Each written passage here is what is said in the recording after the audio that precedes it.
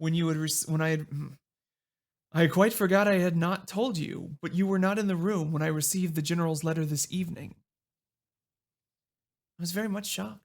General Spielsdorf had mentioned in his first letter, 6 or 7 weeks before, that she was not so well as he would wish her. But there was nothing to suggest the remotest suspicion of danger. Here is the general's letter, he said, handing it to me. I am afraid he is in great affliction.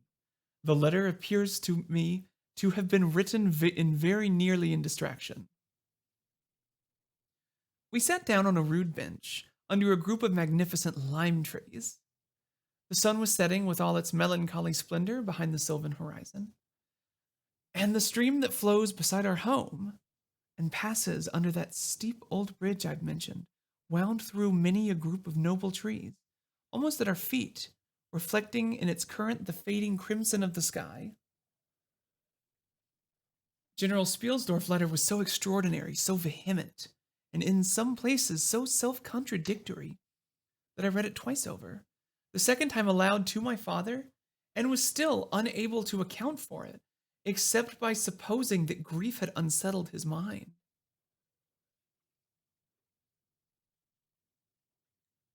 It is said, it said, I've lost my darling daughter, for such I loved her. During the last days of dear Bertha's illness, I was not able to write you. Before then, I had no idea of her danger. I have lost her, and now learn all too late. She died in the peace of innocence, and in the glorious hope of a blessed futurity.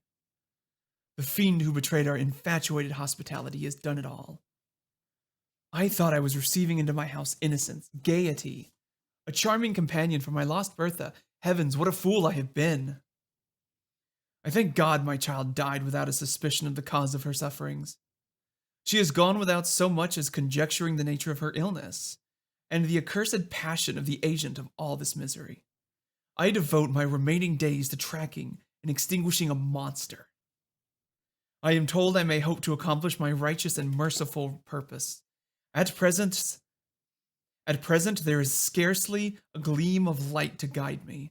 I curse my conceited incredulity, my despicable affection of superiority, my blindness, my obstinacy, all too late. I cannot write or talk collectedly now. I am distracted. So soon as I shall have a little recovered, I mean to devote myself for a time to inquiry, which may possibly lead me as far as Vienna. Sometime in the autumn, 2 months hence, or earlier if I live, I will see you. That is, if you permit me.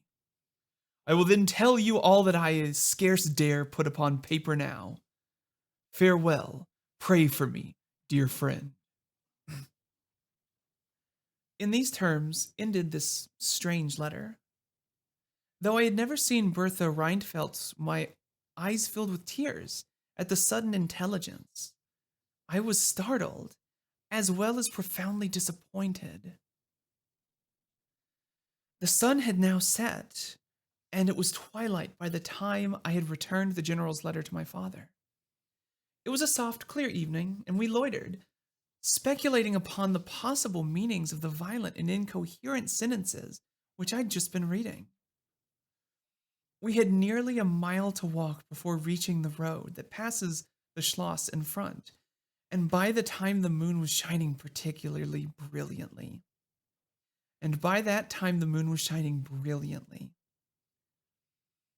At the drawbridge, we met Madame Perrodon and Mademoiselle de la Fontaine, who had come out without their bonnets to enjoy the exquisite moonlight.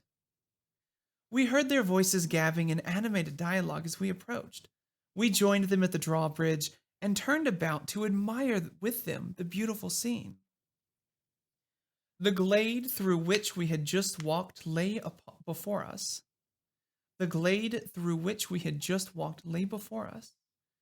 At our left, the narrow road wound away under clumps of lordly trees, and was lost to sight amid the thickening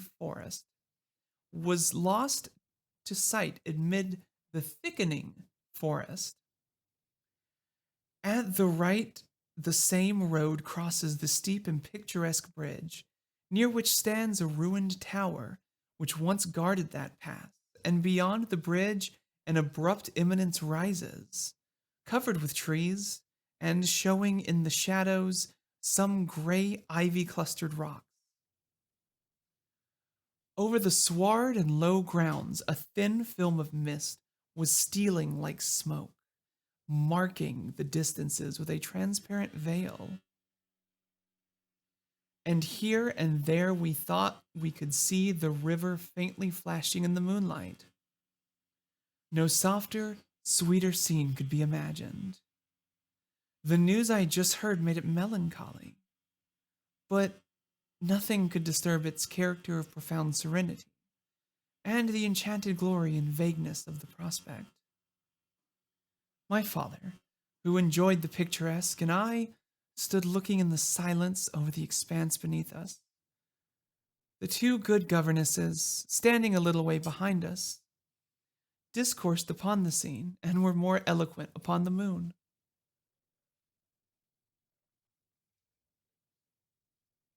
Madame Perrodon was fat, middle-aged, and romantic, and talked and sighed poetically.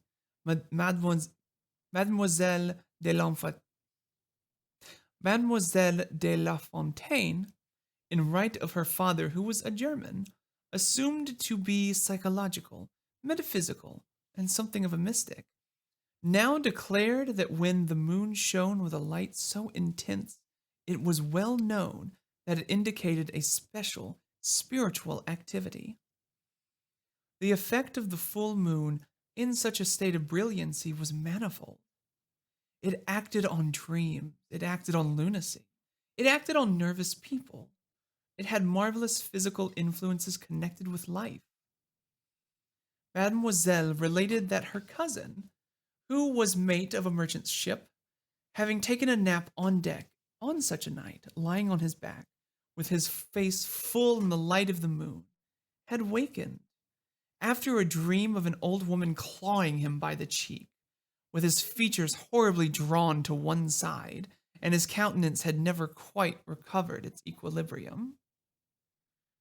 "The moon this night," she said, "is full of idyllic and magnetic influence, and see, when you look behind you at the front of the Schloss, how all its windows flash and twinkle with that silvery splendor, as if unseen hands had lighted up the rooms to receive fairy guests.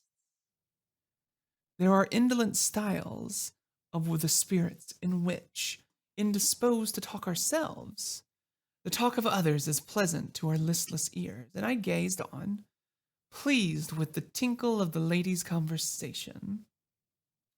I have got into one of my moping moods tonight, said my father, after a silence, and quoting Shakespeare, whom, by way of keeping up our English, he used to read aloud, said, "In truth, I know not why I'm so sad. It wearies me. You say it wearies you, but how I got it, came by it. I forget the rest, but I feel as if some great misfortune were hanging upon us. I suppose the poor general's afflicted letter had something to do with it." At this moment, the unwonted sound of carriage wheels and many hoofs upon the road arrested our attention. They seemed to be approaching from the high ground overlooking the bridge, and very soon the equipage merged from that point. Two horsemen first crossed the bridge, and then came a carriage drawn by 4 horses, and 2 men rode behind. It seemed to be the traveling carriage of a person of rank, and we were all immediately absorbed in watching that very unusual spectacle. It became, in a few moments, greatly more interesting, for just as the carriage had passed the summit of the steep bridge, one of the leaders, taking fright, communicated his panic to the rest, and after a plunge or two, the whole team broke into a wild gallop together, and dashing between the horsemen who rode in front, came thundering along the roads towards us with the speed of a hurricane. The excitement of the scene was made more painful by